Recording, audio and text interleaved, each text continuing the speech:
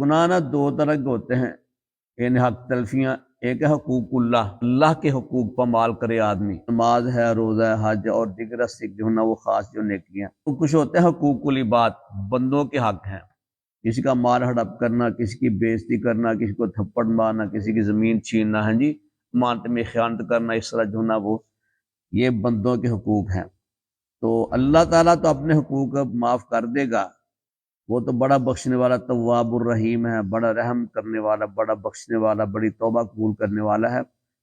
تو جو بندوں کے حقوق ہیں تو اصل میں متعلق پہلے بندے کے ساتھ ہے نا حق، تو پہلے بندے سے آدمی تلافی کرے، پھر اللہ تعالیٰ معاف کر دے۔ تو اگر بندہ نہ معاف کرے گا، کہے گا میں نہیں معاف نہیں کرنا، تو پھر مشکل ہو جائے گی۔ ہم میں سے نا بہت سارے لوگ وہ حقوق اللہ کی تو بڑی، نماز بڑا اہتمام کے ساتھ پابندی، روزہ بڑا جو نا، باقی حج بھی جو نا عمرے پہ جائے رہتے ہیں، لیکن حقوق العباد میں بڑے جو ہے نا وہ ذرا ماٹھے ہوتے ہیں، بلکہ بہت ہی ماٹھے ہوتے ہیں۔